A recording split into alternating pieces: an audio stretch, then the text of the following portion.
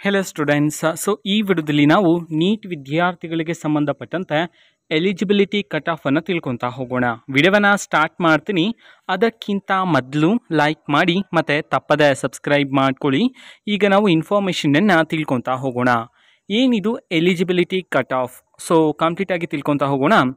ನೋಡಿ, ಈಗ ವಿದ್ಯಾರ್ಥಿಗಳು ನೀಟ್ ಎಕ್ಸಾಮನ್ನು ಈ ವರ್ಷ 2025ನೇ ಸಾಲಿನಲ್ಲಿ ನೀಟ್ ಎಕ್ಸಾಮನ್ನು ಬರೆದಿರ್ತಕ್ಕಂಥ ವಿದ್ಯಾರ್ಥಿಗಳು ಒನ್ಸ್ ರಿಸಲ್ಟನ್ನು ಅನೌನ್ಸ್ ಮಾಡಿದ ನಂತರ ನೆಕ್ಸ್ಟ್ ಕೌನ್ಸ್ಲಿಂಗ್ ಇರುತ್ತಲ್ಲ, ಕೌನ್ಸ್ಲಿಂಗ್ಗೆ ನೀವು ಪಾರ್ಟಿಸಿಪೇಟ್ ಮಾಡಬೇಕಂತಂದ್ರೆ ಈ ಎಲಿಜಿಬಿಲಿಟಿ ಕಟ್ ಆಫ್ ಮೀನ್ಸ್ ನಾನು ಈಗ ಹೇಳ್ತಕ್ಕಂತಹ ಮಾರ್ಕ್ಸನ್ನು ನೀವು ಪಡ್ಕೊಂಡಿದ್ರೆ ಮಾತ್ರ ನೀವು ಕೌನ್ಸ್ಲಿಂಗಲ್ಲಿ ಪಾರ್ಟಿಸಿಪೇಟ್ ಮಾಡೋದಕ್ಕೆ ಆಗುತ್ತೆ.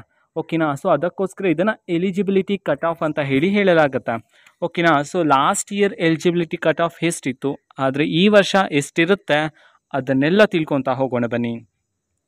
ಕಳೆದ ವರ್ಷ ಮೀನ್ಸ್ ನಾನು ಒಂದು 2023ನೇ ಸಾಲಿಂದ ಹೇಳ್ತೀನಿ. 2023ಯಲ್ಲಿ ಜನರಲ್ ಕ್ಯಾಟಗರಿ ವಿದ್ಯಾರ್ಥಿಗಳಿಗೆ ಇಟ್ ಮೀನ್ಸ್ ಇದು ಕ್ಯಾಟಗರಿ ವೈಸಲ್ಲೇ ಇರುತ್ತೆ. 2023ರಲ್ಲಿ ಜನರಲ್ ಕ್ಯಾಟಗರಿ ವಿದ್ಯಾರ್ಥಿಗಳಿಗೆ 137 ಇತ್ತು. ಆ್ಯಂಡ್ OBC SC ST ವಿದ್ಯಾರ್ಥಿಗಳಿಗೆ 107 ಇತ್ತು. ಓಕೆನಾ? ಎಲಿಜಿಬಿಲಿಟಿ ಕಟ್ ಆಫ್ ಮಾತ್ರ ಇದು. ಆ್ಯಂಡ್ ಲಾಸ್ಟ್ ಇಯರ್ 2024ನೇ ಸಾಲಿನಲ್ಲಿ ಜನರಲ್ ವಿದ್ಯಾರ್ಥಿಗಳಿಗೆ 162 ಇತ್ತು. OBC SC ಮತ್ತು ST ವಿದ್ಯಾರ್ಥಿಗಳಿಗೆ 127 ಇತ್ತು. ಓಕೆನಾ? ಮೀನ್ಸ್ ಇಷ್ಟು ಮಾರ್ಕ್ಸನ್ನು ಪಡ್ಕೊಂಡಿದ್ರೆ ಮಾತ್ರ ಈ ಕ್ಯಾಟಗರಿ ವಿದ್ಯಾರ್ಥಿಗಳು ನೀವು ನಿಮ್ಮ ಕೌನ್ಸ್ಲಿಂಗಲ್ಲಿ ಪಾರ್ಟಿಸಿಪೇಟ್ ಮಾಡೋದಕ್ಕಾಗತ್ತೆ. ಆ್ಯಂಡ್ ಈ ವರ್ಷ ಅಂತಂದರೆ 2025ನೇ ಸಾಲಿನಲ್ಲಿ ನಾವು ಎಕ್ಸ್ಪೆಕ್ಟ್ ಮಾಡ್ಬೋದು, ಬಿಕಾಸ್ ಎಷ್ಟು ಬರ್ಬೋದು ಅಂತ ಹೇಳಿ.